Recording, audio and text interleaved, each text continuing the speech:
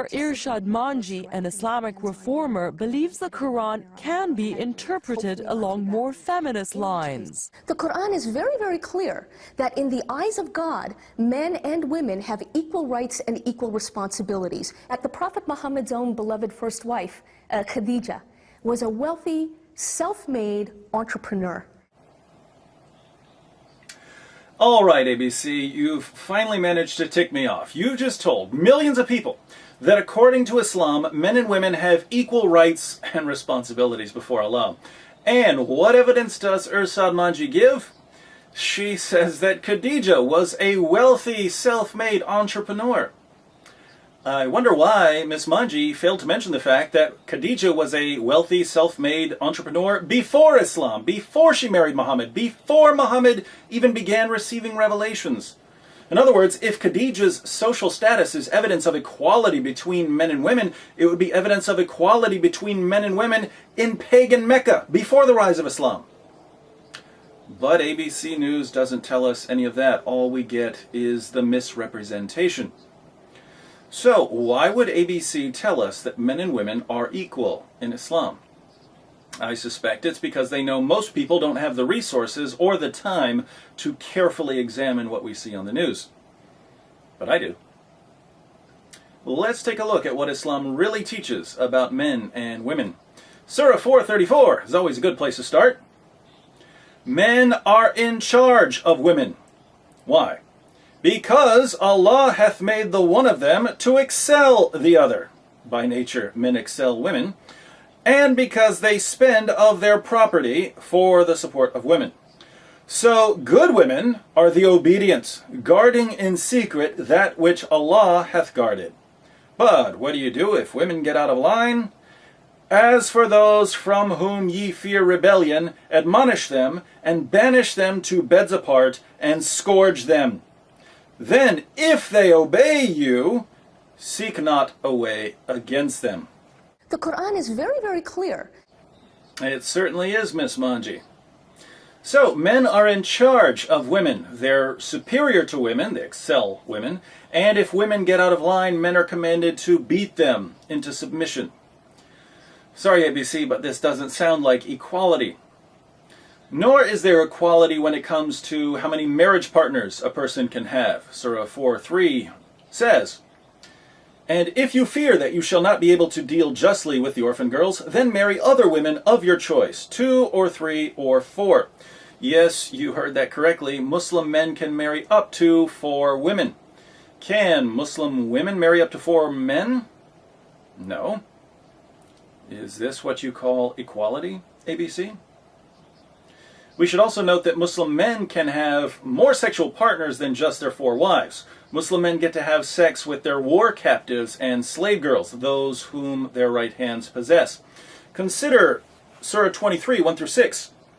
The believers must eventually win through, those who humble themselves in their prayers, who avoid vain talk, who are active in deeds of charity, who abstain from sex, except with those joined to them in the marriage bond, or the captives whom their right hands possess, for in their case they are free from blame." What I find rather horrifying is that Muslims can have sex with their captives and slave girls, even if the captives and slave girls are married. Surah 4:24 declares that a Muslim man can't have sex with a married woman unless she's a captive or a slave girl. The verse reads, "Also forbidden are women already married, except those captives and slaves whom your right hands possess." Do Muslim women get to have sex with their captives and slaves? No. That's not equality. So, Muslim men get to have sex with up to 4 wives and as many sex slaves as they're able to capture or purchase. They also get to have sex with women in just about any way they can think of. The Quran discusses sexual positions in Surah 2, 2:23, which says, "Your wives are as a tilth unto you, so approach your tilth when or how ye will." The Quran is very, very clear. Let's look at a typical commentary on this verse. Tafsir Jalalain reads, Your women are a tillage for you, that is, the place where you sow the seeds of your children. So come to your tillage, that is, the specified place, the front part, in whichever way you wish, whether standing up, sitting down, lying down, from the front or the back. Do women get to demand sex in any position they see fit? No. That's not equality. So, things are certainly unequal in this life. What about the afterlife? In our video exposing the raisins myth, we saw that in paradise, Muslim men will receive a number of huris, large-breasted virgins who are made to be the ultimate sex slaves. Will women receive huris? No, they'll continue being the wives of Muslim men. The only difference is that in paradise, women will now have to share their husbands with specially designed sex machines called huris. Muslim women of the world, I ask you, how does it feel knowing that in paradise you'll be competing for the affections of your husband with a ton of women who are designed to be the ultimate sex partners? This is assuming, of course, that you actually make it to paradise.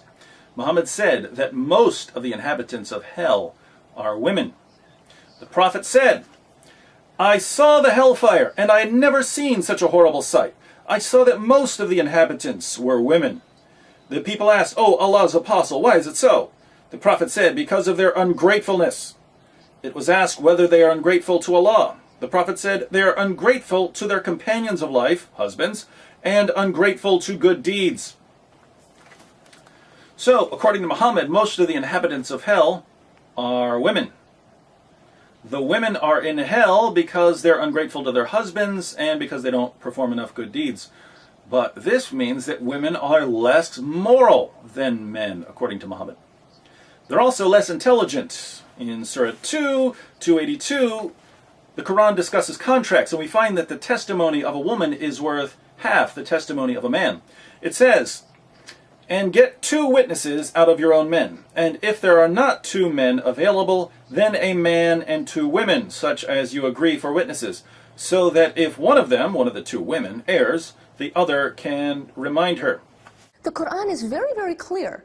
According to Muhammad, the reason women aren't as reliable as men is that they're stupid. The Prophet said, isn't the witness of a woman equal to half of that of a man? The women said, yes. He said, this is because of the deficiency of her mind. Let's read a final passage that combines the lack of intelligence and the lack of good morals aspects of women.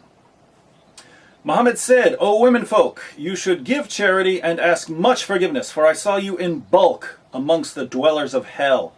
A wise lady among them said, Why is it, Messenger of Allah, that our folk are in bulk in hell?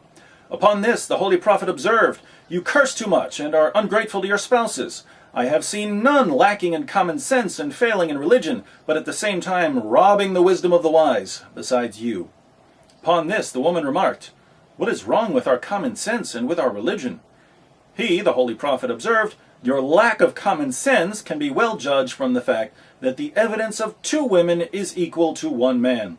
That is a proof of the lack of common sense. So, how exactly are women equal to men in Islam? They're not equal in intelligence or common sense. They're not equal in morality. They're not equal in the number of sexual partners they can have in this life or the afterlife. The value of their testimony isn't equal. Men are in charge of women. Men excel women. Men get to beat women. Men and women aren't equal at all in Islam. And we didn't even have time to get to the veil or muta, temporary marriage that amounts to no more than prostitution, or the Qur'an allowing sex with prepubescent girls, etc.